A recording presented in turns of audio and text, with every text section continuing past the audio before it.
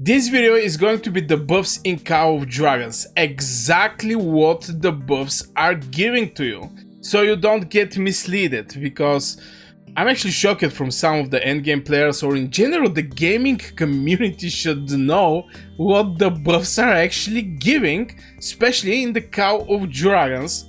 So I'm going to cover what the buffs are actually doing to your troop, what is diminishing return, something that I'm not quite sure people understand quite well, and which troop, which buff have to have. Okay, so I already said it, let's jump over. First thing is, what is the buffs? Now you're having... we're going to start with the basics, and people may joke about that, but if I don't start with the basics, I'm not quite sure people are going to understand me. There is no videos over this topic, over the buffs, because everybody should know what the buffs are doing, but I see there is a confusion there. So right now, first of all, let's see what kind of buffs we're having. Swordsman attack 130%, this is what I'm having, and for example, Swordsman HP, if I find where is the HP, I'm having 64, because I have one mana stone, which is giving me extra 10%. So 64% from the Swordsman, if we go and check it out the buffs, it's like 172. So if you cut on half, 269, you're going to receive something like 120, let's say 120. Since it's like 64%, you get extra 42. It's 130, you get extra 42. Yeah, 42 for this extra 14%. But at the end of the day, each of these buffs is applying to your base stats. Your base stats is these black numbers you're seeing. The green one is representing how much you're receiving from your buffs. That's why it's extremely important to jump from, for example, tier 4 to tier 5, because you're going to increase the base stats. And by increasing the base stats, the numbers in percentage is going to be way more bigger. It's one, if you increase the base stats by 30%, it's completely different if you get 30% buff. For example, attack, it's just going to be over your base stats and it's going to deliver way less. So after we clear what is your base stats and what is your buffs and how much they're giving, first thing, we're not seeing any kind of diminishing return here. The HP that you're receiving for your Swordsman is going to be 172 from 269, which is almost exactly this number that we're having as a boost for Swordsman HP, 64%. So 64%. Okay, let's go with the defense, because it's like 100% for the knights. It's just going to be way more easy, because these small numbers here and there, 64% and blah blah blah. So we're going to jump over the knights, we're going to go over the defense, and you're going to see magic defense 129, physical defense 186. This is 100%. Every buff you're receiving is going to be over your base stats. So let's talk about what is the diminishing return, because some people are saying, yo, better 5% more HP from 10% attack. Sorry, but I have to laugh over this thing. Anyway, so we're knowing how the buffs are applying and there is no diminishing return. Now let's explain for the people what is the diminishing return.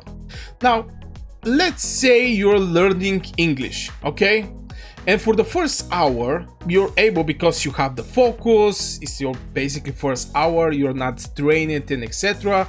You're learning 10 words.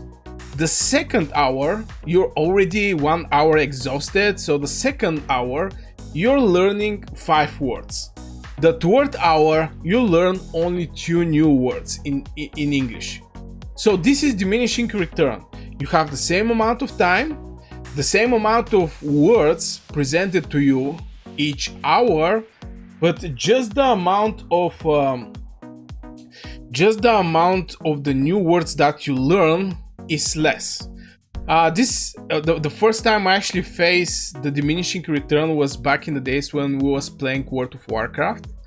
And for example, if you're a paladin, for the people who have played this game going to understand what I'm saying, but if you're a paladin and you stun somebody with Hammer of Justice, if I remember this is the word, this is the spell, Hammer of Justice is for 5 seconds. But if you stun him immediately, again, some other paladins stun the target for 5 seconds again with this spell, it's not going to be 5 seconds, it's going to be 3 or 4 seconds. So even though that on the spell is right at 5 seconds, you're going to stun the target for 3 seconds. This is diminishing return. Something that happened actually in the games. But here we're not having any kind of diminishing return over the spells. Now somebody's going to say, but we can say that diminishing return is something meaningless. Obviously, if you have like 120% attack, for example your ballista 120%, and you have just 54 or 50% HP, yeah, I mean, maybe if you look at from this point, but this is not diminishing return. This is just not diminishing return. Now let's talk about which troop what is needing. Now let's talk about the Celestials. Because if you're mage main and you're not with League of Order, you're not mage main. You're something else. So if you're playing with mages and you're Wilderberg or Spring Warden, go League of Order, please. So let's talk about the Celestials. Here we're having decent magic attack, by the way. We're having 332 magic attack, 192 is the HP. For me personally, I prefer to stack more magic attack, because the amount I'm going to receive from the magic attack is way bigger from what I'm going to receive from the HP. Okay, if I get 10% increase, it can be HP or magic attack. If I go with the magic attack, I'm going to get 33 in this green number in extra. If I go with the HP, I'm going to get 19. So I'm already losing 14. This is just pure numbers. And to be fair, if you're a mage main and you get catched, for example, some infantry do a blink, and you end up your 5 legions with like 6-7 more legions, catched by 5 infantry, and 50 mages are hitting over you. Even if you have like 50% magic boost here, 50% magic, more HP, you're not going to survive. You're going to get destroyed. You're going to get cooked. That's why it don't matter that much the HP for the mages. Okay, the mages have to hit from the safe space, avoiding some stupid mistakes, and do crazy amount of damage. So for the mages is going to be magic attack. For Celestials, definitely. If you're a mage main, go with Celestials. For the ballista or marksman, same, should be attack. Just the amount of physical attack that you're going to receive. If you get 10% boost, it's like 45. Here is going to be 21. So you see, it's completely pointless to even go with the HP. But if you have to choose between HP and physical defense or magic defense, go with the HP. It's better. It's better both. Now for the cavalry here, I still believe the way is again the HP. You get like 44 physical attack damage and 22 or 23 HP, which is, you know, I prefer more physical attack. And the defense of the cavalry is coming from this 80%. When rushing, a legion cannot be intercepted and take 80% less damage. On top of that, when you're receiving this 8% less damage, you get Valiant. For each attack received from the Rage Legion, the Legion gets 15% more damage. max 75 for 10 seconds. You're going to have enough time to execute your artifacts, for sure, and actually benefit from this 100% rage.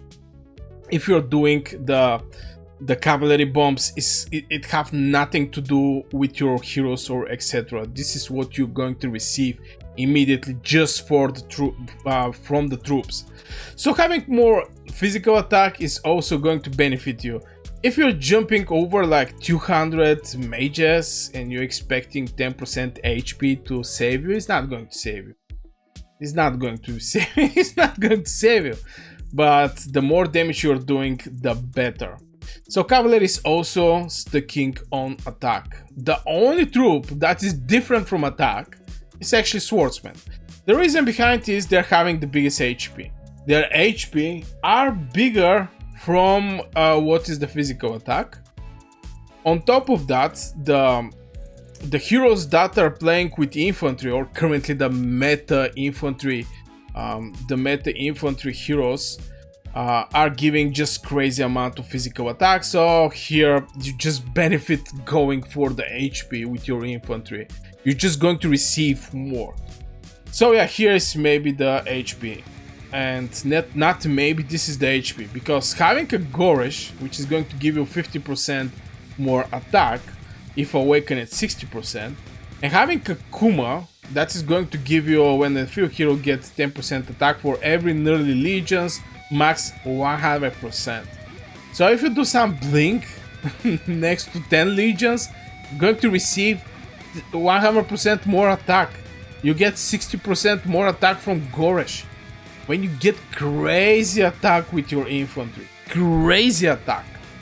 So, you know, but even if you don't receive that crazy attacks from these heroes, just from point of how much you're going to receive from like stats from the HP is better. Now let's talk about why I don't like that much the HP bypass. Now I have magic unit bypass 13%. I buy this thing and I buy the adornment. Now what the HP bypass mean? The HP, or in this case magic unit HP bypass, is with the same amount of damage I'm killing more troops. It's not changing my damage, I'm just killing more troops. So if for example I do 10k damage and I kill 10k troops, with the HP bypass I'm going to kill more from 10k troops, maybe, I don't know, it's going to be like maybe 11k troops, but I'm still going to do 10k troops. So the HP bypass is extremely good when you're pushing and there is a hard opponent against you, where you need to kill. You need to kill enemy troops to send them in the hospital. But if you don't need that much and you want to get merits, because let's be honest, these days everything is merits. You open, you go over the merit shop, you want to get universal blueprints. Well, you need 25k universal blueprints. You want to get some teleports, well, 80k and etc. I mean, everything is so much merits. It's costing so much merits. So when, for example, I jump in Battle of Abyss, I'm actually using this city skin, which is giving magic unit attack 5%. I have a dormant, but it's not actually giving anything interesting, just because I'm not there to do more damage or to send more troops from the enemy side in the hospital. I'm there to make merits. So even though I'm going to kill less troops, I'm going to get more merits at the end of the day. So that's why I actually go with the attack, magic unit attack city skin. And when we're pushing in the huge fights, when we have to destroy the enemy, I'm going with the magic unit HP bypass. But for me, this is again for specific situation. I'm actually using my dark tides. Obviously I'm using this city skin because it's just looking awesome. I mean, look at this thing, it's absolutely crazy. It's something like you're riding a fish with cannon in her mount. But yeah, this is what I don't like that much from of the HP bypass. I just see the game is giving more merits when you do more damage. The same like the behemoths. I mean, okay, the behemoths, I'm not so sure the HP bypass work there, but you know, when you're fighting with the behemoths, there is a how much damage you have done on the behemoth. I think based on this, in PvP you're receiving your merits. So sticking more attack on the mages is always the better way to go from this HP bypass. Yes, again, HP bypass is when you're pushing, when you're fighting over the territory, when you need to kill. But rest of the situations, when for example you already push these guys, for example the enemy, when you farm them on the alliance territory, just get more merits, use the attack city skin. So yeah, I just wanted to point out also the HP bypass and why I think is, I cannot say the most useless one because it's actually winning the wars, but it's giving less merits at the end of the day.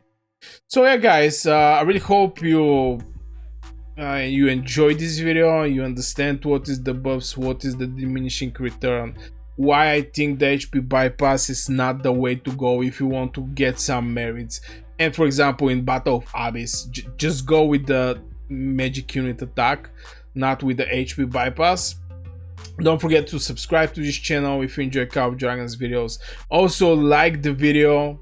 You can become a member if you want to directly support my work as a content creator. And yeah, I wish you a great day, and let me know if you have any questions in the comments below. I will be happy to read them out. And yeah, you can go and check out this video, maybe it's going to be also interesting for you. Some other stuffs there, and yeah, see you in the next video.